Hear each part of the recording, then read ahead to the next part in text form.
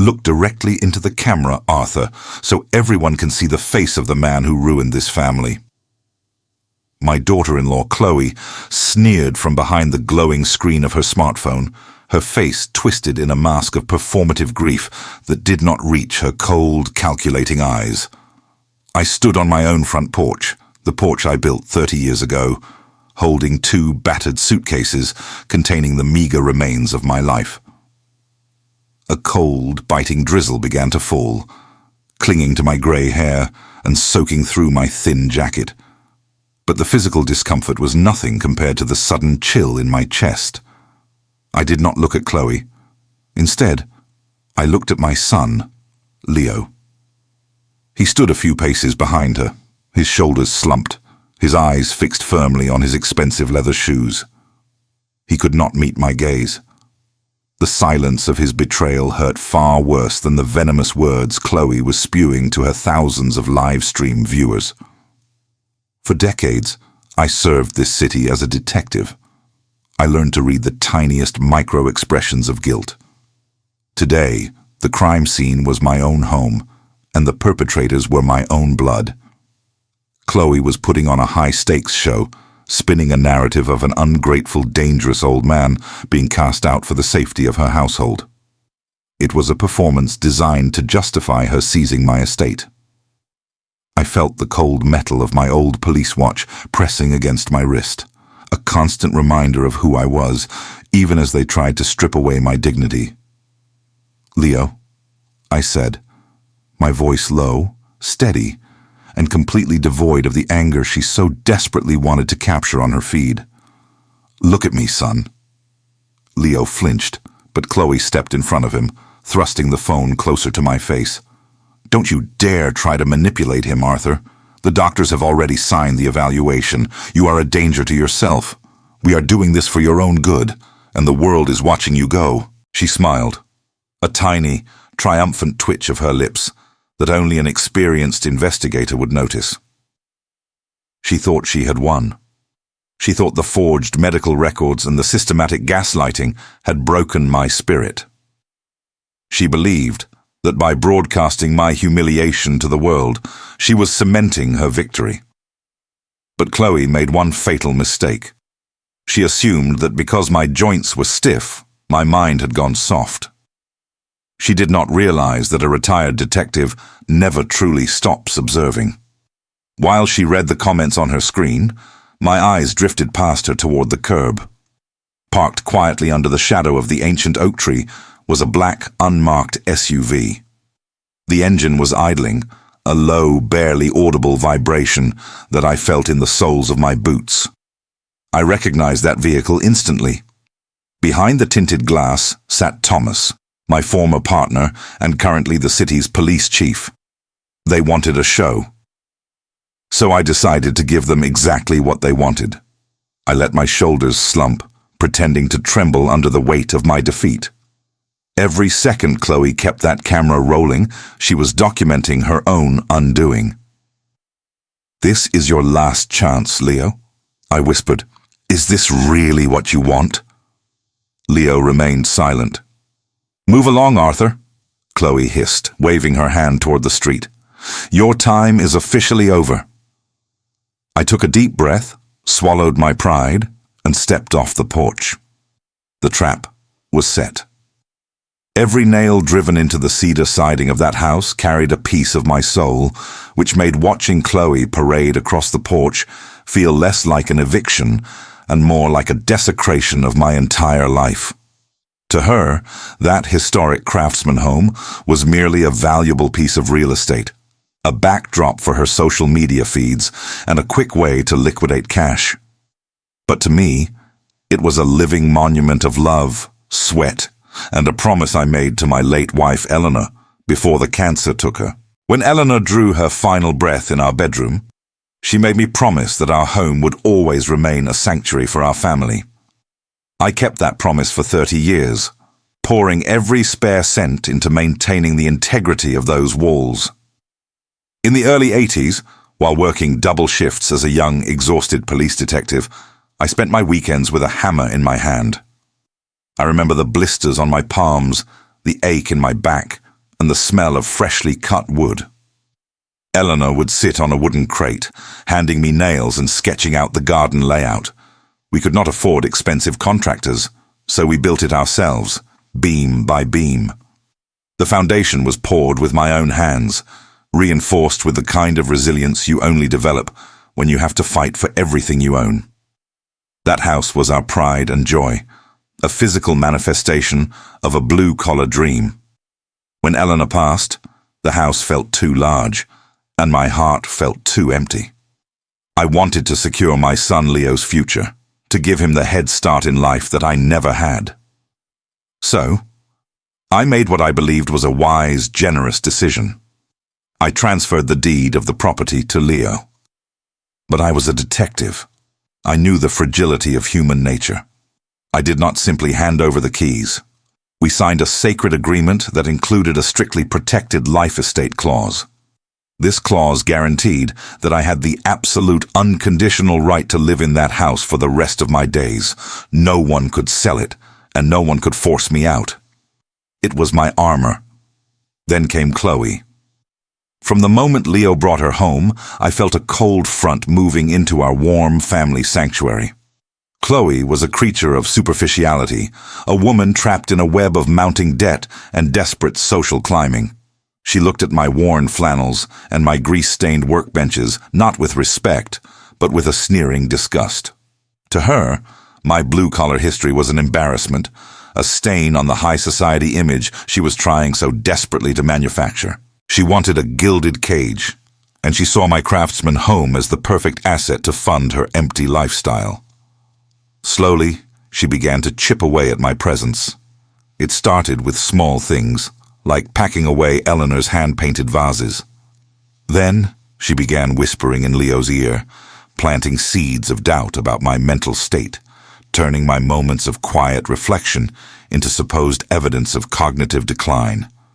She isolated me, treating me like an embarrassment. But what Chloe failed to realize is that a retired detective notices every shadow, every hushed conversation, and every missing document. She thought she was erasing me, but she was actually giving me all the time I needed to watch her trap herself. You do not spend 30 years in the police force without learning how to read the silence of a house. For weeks before they finally pushed me onto that porch, my gut had been screaming that a trap was being laid. It started with the mail. My pension statements began disappearing, and the daily delivery, which I usually fetched from the mailbox, was suddenly being intercepted by Chloe with a frantic urgency. Then came the whispers. Every time I walked into the kitchen, the conversation between my son and his wife would die instantly, replaced by Chloe's hollow laughter and Leo's guilty downward gaze. They thought they were playing a game of shadows with a man they assumed was too old to notice. But they forgot that I spent my career tracking criminals who were far smarter than them. I waited until 3 o'clock in the morning, when the house was silent, save for the rhythmic, heavy ticking of the grandfather clock in the hallway. Moving with the practiced stealth of a man who had executed dozens of midnight search warrants, I slipped out of my bedroom. I did not turn on the lights. I knew every creak of the floorboards, every inch of the hallway. I slipped into Leo's home office and closed the door behind me with a soft, silent click. The air was heavy with the scent of Chloe's expensive perfume. Sitting at his desk, I did not rush. I put on a pair of thin gloves I kept in my pocket, a habit from the old days that had never truly left me. I bypassed the locked drawer easily. Leo had used the same combination since he was a teenager, a detail he never thought to change. When the drawer slid open, my eyes fell upon a thick manila folder. I opened it, and the cold reality of their betrayal hit me like a physical blow. Inside was a medical evaluation form bearing my name. It was signed by a doctor I had never met, declaring me mentally incompetent and suffering from advanced dementia. The document claimed I was a danger to myself. It was a complete forgery, designed to strip me of my legal rights. But the horror did not stop there. Underneath the medical records lay a multi-million-dollar purchase agreement with a luxury condo developer. The contract authorized the complete demolition of my home to make way for a sprawling residential complex. They were not just trying to put me in a home. They were planning to erase every trace of Eleanor and the life we had built together, all for a massive payout. The betrayal cut deeper than any knife, but as I stared at the forged signatures, the pain in my chest hardened into a cold, calculating resolve. They wanted a war, but they had no idea they were playing against a seasoned investigator. I pulled out my phone, quietly photographing every single page of the documents. I placed the papers back exactly as I had found them, slid the drawer shut, and locked it. Standing in the dark, listening to the ticking clock, I knew the game had begun. I was going to let them play their hand, and then I would dismantle their lie piece by piece. A crime is never truly committed until the perpetrator believes they have gotten away with it, and I had spent too many years in the interrogation room to let anger cloud my judgment now. The photographs of the forged medical records and the developer's contract burned a hole in my pocket as I walked into the Central Police Precinct. The bustling noise of phones ringing, officers arguing, and the hum of fluorescent lights felt like a familiar armor wrapping around my shoulders. I was no longer just a betrayed father. I was a detective tracking a target. I bypassed the front desk and walked straight up to the top floor, where the glass door bore the name of Thomas Sterling, Chief of Police. When Thomas saw me, he stood up so fast his heavy leather chair scraped loudly against the linoleum. He was no longer the quiet rookie I had mentored 20 years ago. His shoulders were broader, his temples silvered with the weight of his office, but the fierce loyalty in his eyes had never wavered. He took one look at my face and knew something was terribly wrong. I did not waste time with pleasantries. I laid my phone on his desk and swiped through the images of the forged dementia diagnosis, the stolen deed documents, and the multi-million-dollar agreement to demolish my life's work. Thomas stared at the screen, his jaw tightening until the muscles in his cheek flared. He slammed his fist onto the mahogany desk, a sound like a gunshot in the quiet office. He swore under his breath, declaring that he would personally dispatch a squad car to arrest Chloe and Leo for grand larceny, forgery, and elder abuse before the sun went down. I reached out and placed a hand on his forearm. My grip was steady, carrying the quiet, unshakable authority of the man who had taught him how to wear the badge. I told him to hold his breath. I explained that if we arrested them now, Chloe's high-priced lawyers would weave a web of excuses. They would claim the documents were drafts, or blame a rogue medical assistant, or claim it was all a tragic misunderstanding. To destroy a parasite, you must let it fully attach itself to the host. You must let them commit the act. We needed to let Chloe execute her plan. We needed to let her kick me out of my own house. Thomas looked at me, his eyes wide with disbelief, asking if I was truly prepared to let them humiliate me in public. I smiled, but there was no warmth in it. It was the calculating grin of an apex predator. I explained that Chloe's ultimate weapon was her online audience. She wanted to live stream my eviction to paint herself as a savior and me as a dangerous, unstable old man. But by doing so, she would unknowingly broadcast her own crimes to the world. She would film herself violating my legally protected life estate. She would document her own elder abuse, grand larceny, and corporate fraud in real time. Thomas slowly sat back down, a slow, grim understanding washing over his face. He realized the brilliance of the tactical sting. We would let her stream the entire betrayal, capturing undeniable, self-recorded confessions on camera. And while she played the victor on her phone, the chief of police himself would be waiting in the shadows, witnessing every single second. The trap was laid, and my greedy daughter-in-law was about to walk right into it. The sound of shattering glass is something you never quite get used to, especially when it is the sound of your own memories being crushed under the heel of someone else's greed. Chloe did not just drop the silver frame holding Eleanor's favorite photograph. She flung it onto the wet ground with a deliberate, vicious flick of her wrist. I watched the glass crack, the cold grey mud slowly seeping over Eleanor's smiling face. My heart clenched, a spasm of pure grief threatening to break my composure. But I forced my hands to remain steady. A retired detective does not react to the provocation. A detective records the evidence. Chloe kept her smartphone thrust forward, her face lit by the cold, artificial blue glow of the screen as she tracked the rising view count on her live broadcast. She sneered at me, her voice dripping with artificial pity for her online audience. She told her viewers that I was refusing to cooperate, that my supposed dementia was making me hostile and difficult to manage. I took a slow, deliberate breath, letting my shoulders sag to feed her illusion of total victory. I looked her dead in the eye and asked her, with a voice that sounded fragile, why she was doing this. I asked how she could ignore the legally binding life estate agreement I signed with my son, which guaranteed my right to live in this house until my final breath. My question was the spark that ignited her towering arrogance. She let out a sharp, mocking laugh that echoed off the wooden beams of the porch. In her mind, she had already won, and my weakness was nothing more than entertainment for her followers. She stepped closer, thrusting the camera toward my face, consumed by her own sense of absolute power. She bragged to the camera, boasting that a piece of paper meant nothing to her.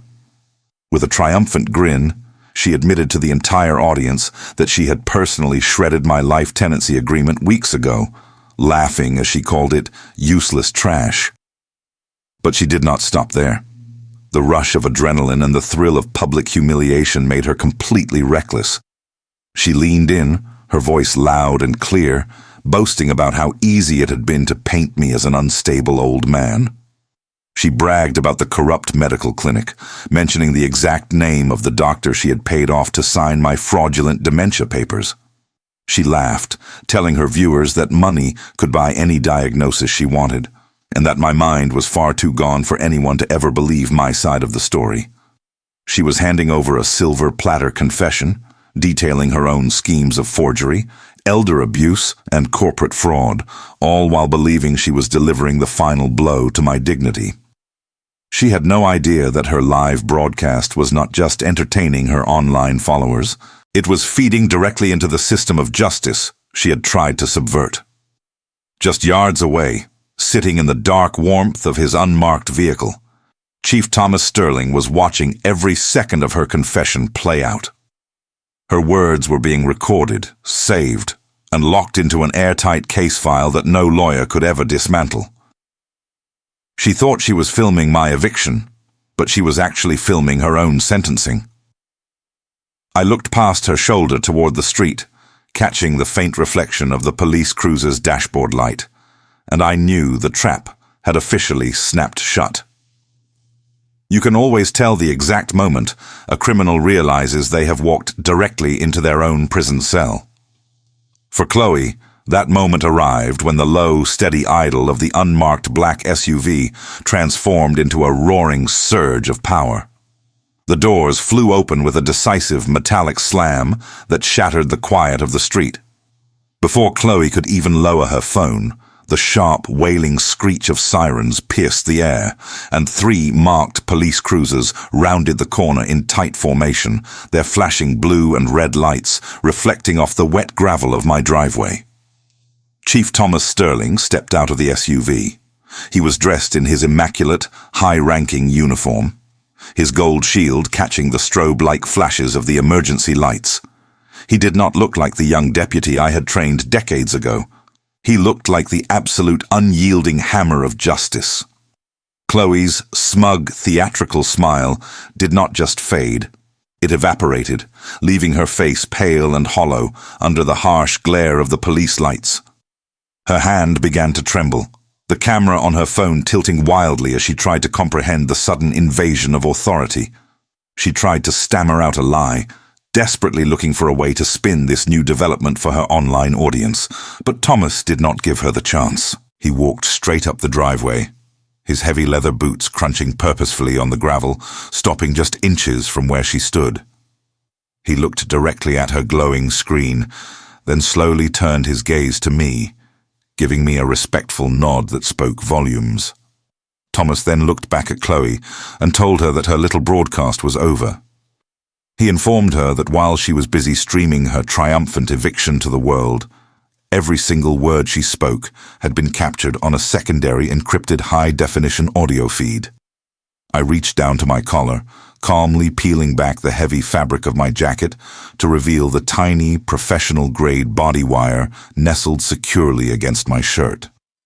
I told her that she had just confessed to grand larceny, conspiracy, forgery, and elder abuse, all in real time, synced perfectly with her own video feed.